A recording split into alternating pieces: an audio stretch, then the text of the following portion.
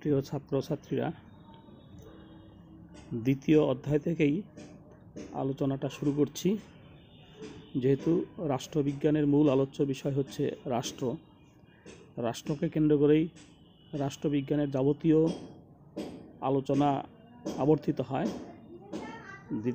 দ্বিতীয় অধ্যায়ে যেহেতু সেই রাষ্ট্রের আলোচনাই আছে, তাই বোঝার সুবিধার জন্য এই দ্বিতীয় অধ্যায় থেকেই আলোচনা শুরু করছি। একটা বিষয় মনে রাখতে হবে যে রাষ্ট্র বলতে সাধারণত দেশকেই বোঝানো হয়। আমরা দেশ বলতে যা বুঝি রাষ্ট্রবিজ্ঞানে সেটাকেই রাষ্ট্র বলে আখ্যায়িত করা হয়। ফলে আমরা সাধারণত দেশ শব্দটা ব্যবহার না করে রাষ্ট্র শব্দটাই আমাদের আলোচনার মধ্যে ব্যবহার করব। আজকের আলোচনা হচ্ছে রাষ্ট্রের সংজ্ঞা এবং বৈশিষ্ট্য। চলো যাই এই আলোচনার মধ্যে প্রবেশ করি। রাষ্ট্রের সংজ্ঞা দেওয়ার আগে রাষ্ট্রের উদ্ভব নিয়ে দুই একটা কথা বলা দরকার। এই উদ্ভব সম্পর্কে প্রাথমিক একটা ধারণা থাকলে তবেই রাষ্ট্রের যে সংজ্ঞা সেই সংজ্ঞাটা বোঝা যাবে। তো প্রাচীনকালে রাষ্ট্র বলতে কোনো অস্তিত্ব ছিল না, রাষ্ট্র অর্থাৎ দেশ বলতে কোনো অস্তিত্ব ছিল না। তখন মানুষ এই পশু পাখির মতোই বনে জঙ্গলে বাস করত। ফলে তাদের জীবন এবং জীবিকার মধ্যে কোনো শৃঙ্খলা ছিল না, কোনো আইন ছিল না, কোনো নীতি ছিল না। যে যেমন পারত সেইভাবে তার নিজের জীবন নির্বাহ করত। যার গায়ে জোর বেশি ছিল সে বেশি সুখ ভোগ করতে পারত, যার গায়ে জোর ছিল না, যে ছিল দুর্বল, সে এই সমাজের যে সুযোগ সুবিধা সেই সুযোগ সুবিধাগুলো ভোগ করতে পারত না। এই যে অব্যবস্থা, এই অব্যবস্থার হাত থেকে রেহাই পাওয়ার জন্যই মানুষ ঐক্যবদ্ধভাবে একটা সংস্থার জন্ম দিয়েছিল। সেই সংস্থাটার নাম হচ্ছে রাষ্ট্র। এবারে মূল আলোচনায় আসা যাক। রাষ্ট্র শব্দটা প্রথম ব্যবহার করেছিলেন নিকোলা ম্যাকিয়াভেলি তার দ্য প্রিন্স নামক গ্রন্থে। রাষ্ট্র শব্দটার ইংরেজি প্রতিশব্দ হচ্ছে স্টেট। আমরা যদিও জানি যে স্টেট বলতে আমরা একটা রাজ্যকে বুঝি, কিন্তু রাষ্ট্রবিজ্ঞানে স্টেট বলতে রাষ্ট্রকে বোঝায়। এই স্টেট শব্দটা লাতিন শব্দ স্ট্যাটাস থেকে এসেছে, যার অর্থ হচ্ছে রাষ্ট্র। তোমরা মনে রাখবে যে রাষ্ট্রবিজ্ঞানের সংজ্ঞা দিতে গেলে পরে একজন রাষ্ট্রবিজ্ঞানীর সংজ্ঞা দিলে হবে না, কয়েকজন রাষ্ট্রবিজ্ঞানীর সংজ্ঞা দিলেই সংজ্ঞাটা একটা পরিপূর্ণ রূপ ধারণ করবে। তারপর একটা সর্বজনগ্রাহ্য সংজ্ঞারও দেওয়ার চেষ্টা করতে হবে। রাষ্ট্রবিজ্ঞানী অ্যারিস্টটল রাষ্ট্রের সংজ্ঞা দিতে গিয়ে যেটা বলেছেন যে উৎকর্ষমণ্ডিত ও স্বয়ংসম্পূর্ণ অর্থাৎ সুখী এবং সম্মানজনক জীবনের উদ্দেশ্যে কয়েকটি পরিবার ও গ্রামের সমষ্টি হলো রাষ্ট্র। দেখো, আমি প্রথমেই রাষ্ট্রের উদ্ভবের কথা বলতে গিয়ে যেটা বলেছিলাম যে সুখ সমৃদ্ধি বা সুযোগ সুবিধা আদায় করার জন্যই মানুষ রাষ্ট্র নামক সংস্থাটার জন্ম দিয়েছিলেন। তা অ্যারিস্টটলের যে সংজ্ঞা, সেই অ্যারিস্টটলের সংজ্ঞা থেকেও এই একই কথা আমরা জানতে পাচ্ছি। রাষ্ট্রবিজ্ঞানী ব্লুমসলি যেটা বলেছেন সেটা হচ্ছে এই যে একটি নির্দিষ্ট ভূখণ্ডে রাজনৈতিকভাবে সংগঠিত জনসমষ্টিকে রাষ্ট্র বলে। ব্লুমসলি তার সংজ্ঞার মধ্য দিয়ে এটাই বোঝানোর চেষ্টা করেছেন যে অতীতকালে অসংগঠিত এবং বিশৃঙ্খল মানব জীবন থেকে বেরিয়ে আসার জন্য একটা সুশৃঙ্খল মানব জীবন, সামাজিক জীবন তৈরি করার জন্য মানুষ রাজনৈতিকভাবে সংগঠিত হয়েছে। এই রাজনৈতিকভাবে সংগঠিত হয়েছে বলতে কি, যে একটা রাষ্ট্রীয় যে কর্তৃপক্ষ, এই রাষ্ট্রীয় কর্তৃপক্ষের অধীনে থেকে নিজের জীবন জীবিকা যাতে সুশৃঙ্খলভাবে পরিচালিত হয় তার জন্যই মানুষ সংগঠিত হয়েছে। এই সংগঠিত জনসমষ্টিকেই রাষ্ট্র বলে আখ্যায়িত করেছেন ব্লুমসলি। ম্যাকাইভার বলেছেন রাষ্ট্র হলো একটি সংঘ, বল প্রয়োগের অধিকারী সরকারের দ্বারা প্রণীত আইনের মাধ্যমে যা আঞ্চলিকভাবে সুনির্দিষ্ট ভূখণ্ডে বসবাসকারী জনসমাজের বাহ্যিক আচরণকে নিয়ন্ত্রণের দ্বারা শৃঙ্খলা রক্ষা করে। অর্থাৎ ম্যাকাইভার যেটা বোঝানোর চেষ্টা করেছেন, রাষ্ট্র হলো একটি সংস্থা, একটি সংঘ, যেমন ক্লাব একটা সংঘ, ঠিক রাষ্ট্র হচ্ছে একটি সংঘ। এই রাষ্ট্র কি করে? রাষ্ট্রের কিছু আইন আছে, রাষ্ট্রের বল প্রয়োগের ক্ষমতা আছে। এই বল এবং আইনের দ্বারা রাষ্ট্র সমাজের মধ্যে মানুষের যে বাহ্যিক আচার আচরণ সমাজের ক্ষতি করে, বিশৃঙ্খলা সৃষ্টি করে, সেই বাহ্যিক আচার আচরণগুলোকে নিয়ন্ত্রণ করার মধ্য দিয়ে একটা শৃঙ্খলা রক্ষা করবার চেষ্টা করে। এবং এই যে জনসমাজ অবশ্যই একটা সুনির্দিষ্ট ভূখণ্ড, একটা ভূখণ্ডের মধ্যে বসবাসকারী হতে হবে। ম্যাকাইভার এইভাবে রাষ্ট্রের মাধ্যমে সমাজে শৃঙ্খলা রক্ষা করার কথা বলেছেন। এরপর হচ্ছে মার্ক্সীয় সংজ্ঞা। এখানে যেটা জানার বিষয় যে মার্ক্সীয় সংজ্ঞা বলতে কী বোঝায়, অর্থাৎ কার্ল মার্ক্স নামে একজন রাষ্ট্র দার্শনিক, যিনি রাষ্ট্রের সংজ্ঞা ভিন্নভাবে দেওয়ার চেষ্টা করেছেন। এবং এই কার্ল মার্ক্সের যারা সমর্থক, তার মতবাদের যারা সমর্থক, তাদেরকে বলা হয় মার্ক্সবাদী। তো এই মার্ক্সবাদীরা রাষ্ট্রের সংজ্ঞা ভিন্নভাবে দেওয়ার চেষ্টা করেছেন। অন্যান্য রাষ্ট্রবিজ্ঞানীদের মতে রাষ্ট্র হচ্ছে জনকল্যাণকর সংস্থা, কিন্তু মার্ক্সবাদীদের মত ঠিক সেটা নয়। মার্ক্সবাদীদের মত হচ্ছে রাষ্ট্র কখনো জনকল্যাণকর সংস্থা নয়, রাষ্ট্র হচ্ছে আসলে একটা ক্ষতিকারক সংস্থা, সমাজকে শোষণ করার একটা সংস্থা। তো এই দৃষ্টিকোণ থেকে রাষ্ট্রের সংজ্ঞা দিতে গিয়ে মার্ক্স এবং এঙ্গেলস যেটা বলেছেন যে শ্রেণীবিভক্ত সমাজে যে শ্রেণী অর্থনৈতিক ক্ষমতার অধিকারী, রাষ্ট্র মূলত সেই শ্রেণীর শাসনের যন্ত্র। অর্থাৎ মার্ক্স এঙ্গেলস এটাই বোঝাতে চেয়েছেন যে সমাজে দুটো শ্রেণী আছে, একটা হচ্ছে অর্থনৈতিকভাবে ক্ষমতাশালী শ্রেণী, আর একটা হচ্ছে অর্থনৈতিকভাবে দুর্বল শ্রেণী। তো অর্থনৈতিকভাবে যারা ক্ষমতাশালী, তারা দুর্বল শ্রেণীকে শোষণ করার জন্য, তাদেরকে শাসন করার জন্য রাষ্ট্র নামক যে ক্ষমতাশালী একটা সংস্থা আছে, সামাজিক সংস্থা, সেই রাষ্ট্রের ক্ষমতাটাকে ব্যবহার করে গরিব মানুষকে শোষণ করে এবং শাসন করে। মার্ক্সবাদের ওপর ভিত্তি করে রাশিয়ায় যে সমাজতন্ত্র প্রতিষ্ঠিত হয়েছিল লেনিনের নেতৃত্বে, লেনিনও একই কথা বলেছেন। তিনি কি বলেছেন?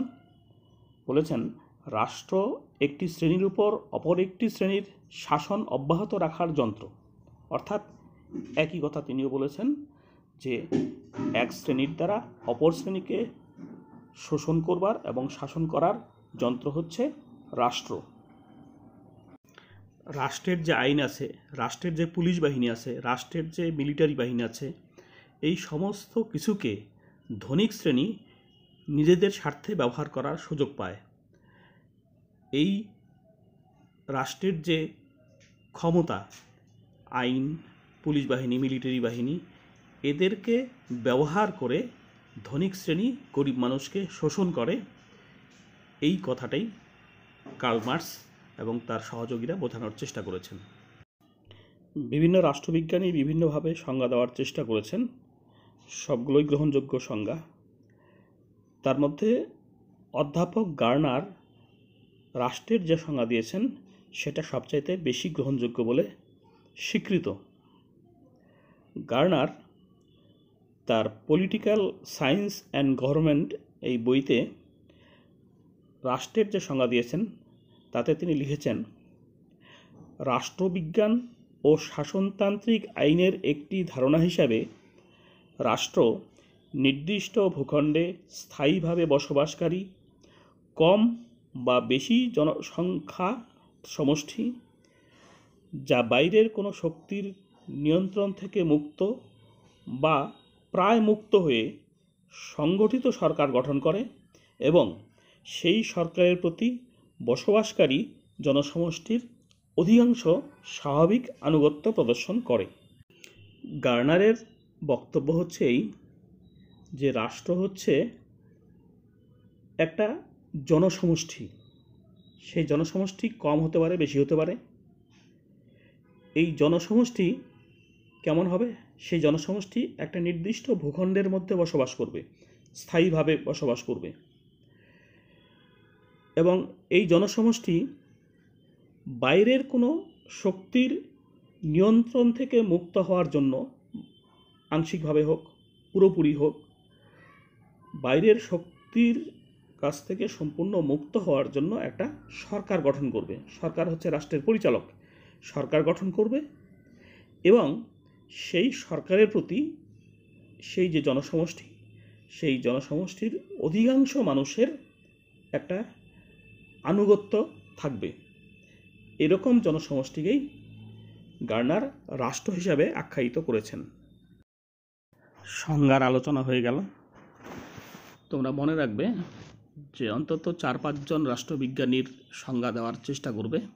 তার মধ্যে অবশ্যই মার্ক্সীয় সংজ্ঞা এবং সর্বশেষে অতি অবশ্যই গার্নারের সংজ্ঞাটা অবশ্যই তোমরা দেবে। এরপর আসছি রাষ্ট্রের বৈশিষ্ট্য, অর্থাৎ যে সমস্ত বৈশিষ্ট্যগুলো থাকলে পরে একটা সংস্থাকে বা সংঘকে রাষ্ট্র হিসাবে আখ্যায়িত করা যায়, সেই সমস্ত বৈশিষ্ট্যগুলোই আমাদের আলোচনা করতে হবে। রাষ্ট্রের মৌলিক বা মুখ্য বৈশিষ্ট্য হচ্ছে 5টি: জনসমষ্টি, নির্দিষ্ট ভূখণ্ড, সরকার, স্থায়িত্ব এবং সার্বভৌমিকতা। এছাড়াও গৌণ বৈশিষ্ট্য 2টো আছে, সেগুলো হচ্ছে আন্তর্জাতিক স্বীকৃতি এবং জাতীয়তাবাদ। আমরা একটা একটা করে বৈশিষ্ট্য নিয়ে পরপর আলোচনা করব। ছাত্রছাত্রীদের বলবো যে সাধারণভাবে রাষ্ট্রের বৈশিষ্ট্য হিসেবেই প্রশ্ন আসে, কিন্তু কখনো বৈশিষ্ট্য বাদ দিয়ে রাষ্ট্রের উপাদান এভাবে আসতে পারে। উপাদান বৈশিষ্ট্য এখানে একই রকম হবে, এটা মনে রাখবে। তাহলে রাষ্ট্রের প্রথম এবং প্রধান বৈশিষ্ট্য বা উপাদান হচ্ছে জনসমষ্টি। কারণ আমরা সংজ্ঞা নিয়ে যখন আলোচনা করেছি তখন দেখেছি একটা সংজ্ঞার মধ্যে আছে জনসমষ্টি হচ্ছে রাষ্ট্র।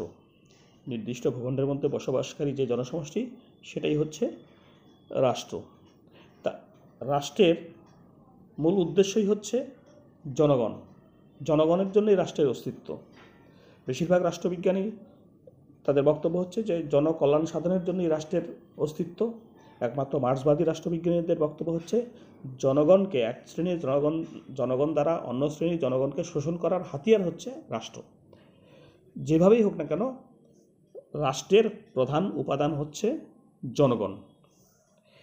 এই জনগণকে আধুনিক রাষ্ট্রে 3টি ভাগে ভাগ করা হয়েছে। 1 নম্বর হচ্ছে নাগরিক। নাগরিক কারা? রাষ্ট্রের মধ্যে সমস্ত রকমের অধিকার ভোগ করে, রাষ্ট্রের আইনগত স্বীকৃতি আছে যাদের, রাষ্ট্রের প্রতি যারা আনুগত্য প্রদর্শন করে, এদেরকেই বলা হয় হচ্ছে নাগরিক। দ্বিতীয়ত কি? বিদেশি। একটি রাষ্ট্রের মধ্যে অন্য রাষ্ট্রের যে সমস্ত বাসিন্দা থাকেন অস্থায়ীভাবে, তাদেরকে বলা হয় হচ্ছে বিদেশি। আরেকটা অংশ হচ্ছে প্রজা। প্রজা কারা? বিদেশি সরকার কর্তৃক শাসিত কোনো দেশের জনগণকে প্রজা বলে অভিহিত করা হয়। যেমন কোনো কোনো ক্ষেত্রে দেখা যায় যে একটা রাষ্ট্রের মধ্যে কিছু কিছু অঞ্চল আছে, যে অঞ্চলগুলো অন্য দেশ শাসন করে। যেমন আমাদের কিছু ছিটমহল আছে, সেই ছিটমহলের যারা বাসিন্দা তারা ভারত সরকারের দ্বারা শাসিত হন না, তারা বাংলাদেশ সরকারের দ্বারা শাসিত হন। এদেরকে বলা হয় ভারতের প্রজা। তাহলে জনসমষ্টি হচ্ছে 3 প্রকার: নাগরিক, বিদেশি এবং হচ্ছে প্রজা।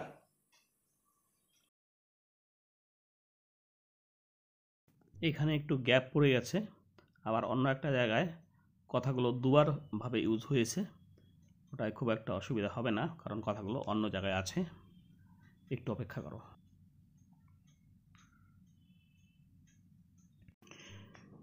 এরপর হচ্ছে রাষ্ট্রের দ্বিতীয় বৈশিষ্ট্য, অর্থাৎ নির্দিষ্ট ভূখণ্ড। নির্দিষ্ট ভূখণ্ড ছাড়া কখনো কোনো একটা জনসমষ্টিকে রাষ্ট্র হিসাবে আখ্যায়িত করা যায় না। জনসমষ্টি ছাড়া যেমন রাষ্ট্র হয় না, তেমনি নির্দিষ্ট ভূখণ্ডে বসবাস না করলে সেই জনসমষ্টিকে রাষ্ট্র স্থায়ীভাবে উদাহরণ হিসেবে আমরা বলতে পারি ভৌগোলিক সীমারেখার মধ্যে, অর্থাৎ নির্দিষ্ট 1948 সালের আগে পর্যন্তই সেই জনসমষ্টিকে রাষ্ট্র বলে আখ্যায়িত করা। বিভিন্ন রাষ্ট্রে ছড়িয়ে ছিটিয়ে বসবাস করত, তাদের কোনো নির্দিষ্ট জায়গায় স্থায়ীভাবে তারা বসবাস করত না। ফলে তখন ইহুদিদের জন্য আলাদা কোনো রাষ্ট্র ছিল না। সেই জনসমষ্টি, ইহুদিদের যে জনসমষ্টি, সেই জনসমষ্টিকে রাষ্ট্র বলে আখ্যায়িত করা যেত না। কিন্তু 1948 সালে ইসরায়েল নামক স্থানে ইহুদিরা যখন স্থায়ীভাবে বসবাস করতে শুরু করলো, তখন সেই ইসরায়েলকে একটা রাষ্ট্র হিসাবে স্বীকৃতি দেওয়া হলো। বিভিন্ন যে যাযাবর জাতি আছে, সেই যাযাবর জাতিগুলো নির্দিষ্ট কোনো স্থায়ী বাসস্থান নেই বা ছিল না। ফলে সেই সমস্ত যাযাবর জাতিগুলির জন্য বা সেই যাযাবর জনগোষ্ঠীর জন্য কোনো নির্দিষ্ট রাষ্ট্র ছিল না। তারা বিভিন্ন জায়গায় ঘুরে বেড়াতো, পশু শিকার করত, পশুচারণ করত, এক জায়গা থেকে আরেক জায়গায় ঘুরে বেড়াতো। ফলে তাদের জন্য নির্দিষ্ট কোনো রাষ্ট্রের উদ্ভব হয়নি। কিন্তু পরবর্তী সময়ে মানুষ যখন কৃষিকাজ শিখল, একটা নির্দিষ্ট অঞ্চলের মধ্যে কৃষিকাজ করতে শুরু করলো, এই কৃষিকাজ করার তাগিদে তারা যখন একটা নির্দিষ্ট অঞ্চলে স্থায়ীভাবে বসবাস শুরু করলো, তখনই সেই জনসমষ্টি নিয়ে এক একটা রাষ্ট্র গঠিত হলো। এই যে নির্দিষ্ট ভূখণ্ডে বসবাসকারী মানুষ বা জনসমষ্টিকে যে আমরা রাষ্ট্র বলছি, সেই নির্দিষ্ট ভূখণ্ড বলতে কোন ভূখণ্ডকে বোঝায়? শুধুমাত্র আমরা যে ভূপৃষ্ঠে বসবাস করছি সেটাই, নাকি এর বাইরেও কিছু? রাষ্ট্রবিজ্ঞানীদের মতে ভূখণ্ড বলতে রাষ্ট্রের অন্তর্গত সমস্ত ভূমিতল, নদ নদী, পাহাড় পর্বত এবং সমুদ্র উপকূলবর্তী জলভাগের কিছু অংশকে বোঝানো হয়। যদিও বর্তমানে 12 মাইল পর্যন্ত এলাকাকে উপকূলবর্তী রাষ্ট্রের ভূখণ্ড বলে গণ্য করা হয়, তা সত্ত্বেও এই ভূখণ্ডের যে আয়তন, সেটা কতটা হবে, কতটা বিস্তৃত হবে, সেটা নিয়ে যথেষ্ট মতপার্থক্য আছে। ভূখণ্ডের কাম্য আয়তনটা কী হবে, অর্থাৎ ভূখণ্ডটা ছোট হওয়া বাঞ্ছনীয় নাকি বৃহৎ হওয়া বাঞ্ছনীয়, সেটা নিয়েও রাষ্ট্রবিজ্ঞানীদের মতভেদ আছে। যারা ক্ষুদ্রায়তন রাষ্ট্রের সমর্থক, তাদের বক্তব্য হলো যে রাষ্ট্রের ভূখণ্ড ক্ষুদ্র হলে একদিকে যেমন জনসাধারণের মধ্যে অতি সহজেই দেশপ্রেম ও জাতীয়তাবাদ জাগ্রত হয়, অন্যদিকে তেমনি গণতন্ত্রও প্রতিষ্ঠিত হতে পারে। আবার উল্টো দিকে বৃহদায়তন রাষ্ট্র অর্থাৎ বড় রাষ্ট্রের পক্ষে যারা যুক্তি দেন, তাদের বক্তব্য হচ্ছে রাষ্ট্রের আয়তন বৃহৎ হলে দেশে পর্যাপ্ত প্রাকৃতিক সম্পদ পাওয়া যায়, তাছাড়া জনসংখ্যা বেশি হলে দেশের মধ্যে কর্মক্ষম লোকের অভাব হয় না, ফলে পর্যাপ্ত প্রাকৃতিক সম্পদের সদ্ব্যবহারের করে দেশের অগ্রগতি ত্বরান্বিত করা সহজ হয়। রাষ্ট্রের তৃতীয় বৈশিষ্ট্য হচ্ছে সরকার। সরকার হচ্ছে রাষ্ট্রের পরিচালক। রাষ্ট্রের যেহেতু কোনো প্রাণ নেই, রাষ্ট্র একটা বিমূর্ত ধারণা, রাষ্ট্রের নিজস্ব কর্মক্ষমতা নেই, রাষ্ট্রের হয়ে কাজ করে হচ্ছে সরকার। সরকার আসলে কিছু না, সরকার হচ্ছে রাষ্ট্রের পরিচালক। সরকারের 3টি বিভাগ আছে: শাসন বিভাগ, আইন বিভাগ এবং বিচার বিভাগ। এই 3টি বিভাগের মাধ্যমে রাষ্ট্রের মধ্যে শান্তি শৃঙ্খলা বজায় রাখা, নাগরিকদের সুখ স্বাচ্ছন্দ্য ও নিরাপত্তা দান করা এবং সার্বভৌমত্ব রক্ষা করার এই গুরুদায়িত্ব পালন করা হয়ে থাকে। ফলে সরকারকে বাদ দিয়ে রাষ্ট্রের অস্তিত্ব কল্পনা করা যায় না। এরপর আসছি রাষ্ট্রের বৈশিষ্ট্য হিসাবে 4 নম্বর পয়েন্ট, স্থায়িত্ব। আধুনিক রাষ্ট্রবিজ্ঞানীরা রাষ্ট্রের যে স্থায়িত্ব, সেই স্থায়িত্বকে অন্যতম বৈশিষ্ট্য হিসেবে মনে করেন। তাদের বক্তব্য হচ্ছে এটাই যে সংঘের বা যে সংস্থার স্থায়িত্ব নেই তাকে অন্য যাই বলা যাক না কেন, কিন্তু তাকে কোনো অবস্থাতেই রাষ্ট্র হিসাবে স্বীকার করা যায় না।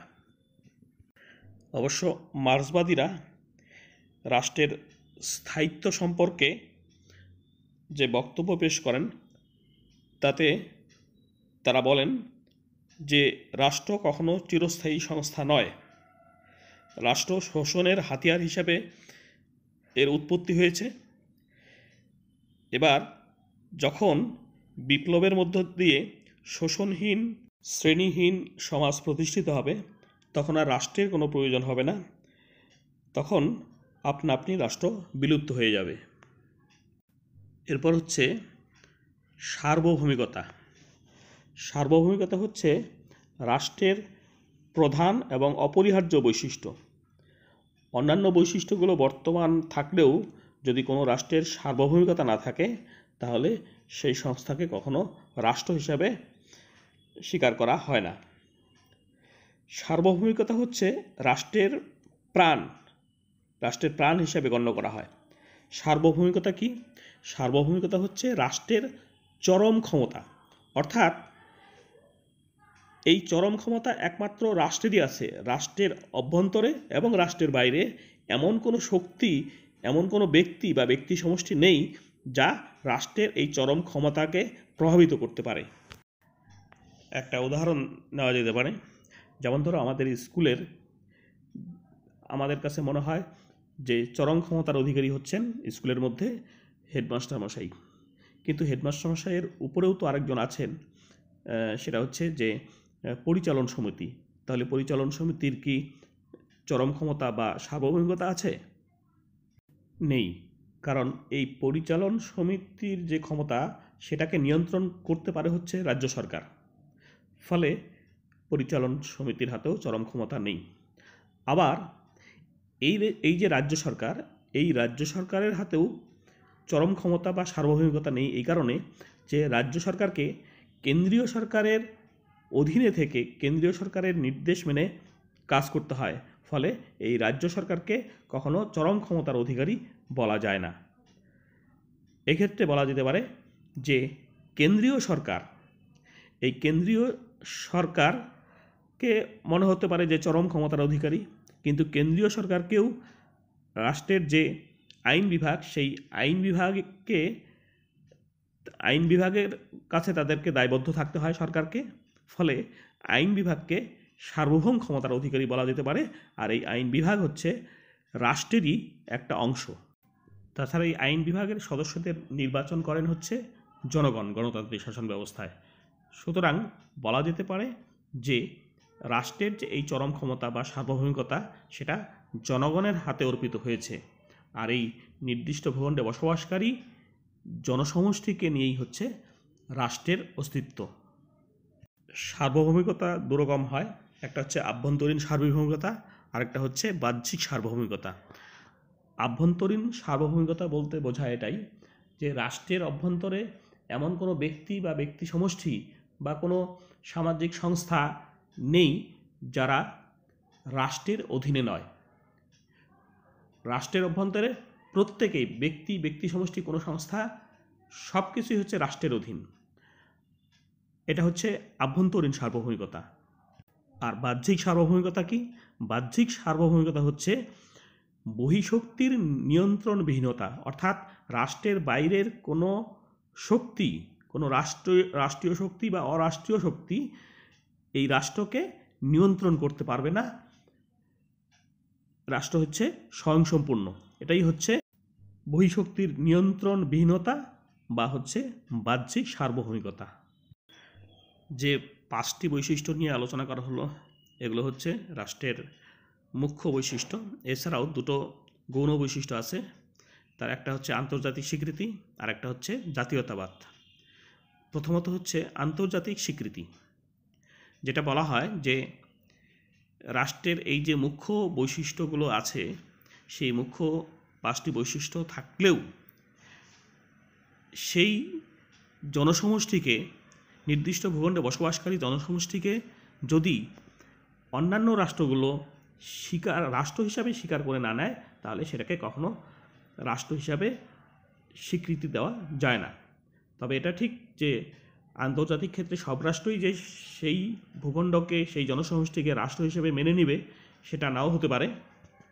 কিন্তু অন্তত প্রতিবেশী রাষ্ট্র হিসাবে কিছু সংখ্যক রাষ্ট্রকে অবশ্যই সেই ভূখণ্ডকে, সেই জনসমষ্টিকে রাষ্ট্র হিসাবে স্বীকৃতি দিলে তবেই সেই ভূখণ্ড, সেই জনসমষ্টি রাষ্ট্র হিসাবে স্বীকৃতি পাবে। সর্বশেষ বৈশিষ্ট্য হচ্ছে জাতীয়তাবাদ, যেটা বলা হয় যে একটা রাষ্ট্রের মধ্যে বসবাসকারী যে জনসমাজ, তাদের মধ্যে যদি জাতীয়তাবাদ না থাকে, তাহলে পরে সেই রাষ্ট্র ব্যবস্থা সুদৃঢ় বন্ধনে আবদ্ধ হতে পারে না। জাতীয়তাবাদ কি? জাতীয়তাবাদ হচ্ছে দেশপ্রেম, জাতীয়তাবাদ হচ্ছে দেশকে ভালোবাসা, দেশকে মহিমান্বিত করা, সব কিছুর ঊর্ধ্বে উঠে দেশের জন্য আত্মত্যাগ করা। আন্তর্জাতিক ক্ষেত্রে নিজের রাষ্ট্রের শ্রেষ্ঠত্ব প্রমাণ করার জন্য আত্মত্যাগ করা, একেই বলা হচ্ছে জাতীয়তাবাদ। এই জাতীয়তাবাদী ভাবধারা যদি জনসমাজের মধ্যে না থাকে, তাহলে রাষ্ট্রের জন্ম হতে পারে না, বা রাষ্ট্রের জন্ম হলেও বেশি দিন সেই রাষ্ট্র ব্যবস্থা কখনো টিকে থাকতে পারে না। যদিও বিশ্বায়নের যারা প্রবক্তা, তাদের বক্তব্য হচ্ছে যে বর্তমান যুগ হচ্ছে বিশ্বায়নের যুগ। এই বিশ্বায়নের যুগে বিশ্বব্যাপী ভাবনাকেই মাথায় রাখা দরকার। এই বিশ্বায়নের যুগে এই জাতীয়তাবাদের যে ধারণা, সেই ধারণা সংকীর্ণতার দোষে দুষ্ট। সুতরাং জাতীয়তাবাদ কখনোই বিশ্বায়নের পক্ষে কখনো ইতিবাচক পদক্ষেপ গ্রহণ করতে পারে না। রাষ্ট্রের সংজ্ঞা এবং রাষ্ট্রের বৈশিষ্ট্য নিয়ে আলোচনা এখানেই শেষ হলো। ধন্যবাদ।